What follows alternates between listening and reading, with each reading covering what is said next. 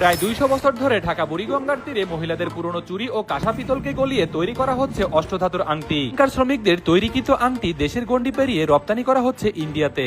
ছাই পোড়া মাটির ডাইসে মহিলাদের পুরনো চুড়ি এবং কাঁসা পিতলকে গলিয়ে কিভাবে এই আংটি তৈরি করা হয় দেখুন।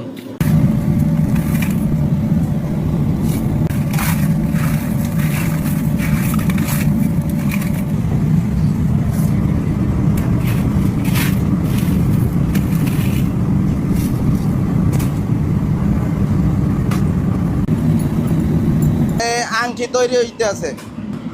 কত বছর ধরে তৈরি করতেছেন আপনি? আমি 30 বছরের উপরে। 30 বছর উপরে। আপনাদের আংটিগুলো কোথায় কোথায় যায় এগুলো? এটা বাংলাদেশের 64টা জেলায় ঘোরপাক খায় এবং ইন্ডিয়াও যায়। এই আংটি ইন্ডিয়াতে রপ্তানি হয়? হ্যাঁ। এই কাঁচামাল হিসেবে কি কি ব্যবহার করতেছেন কাকা এগুলো?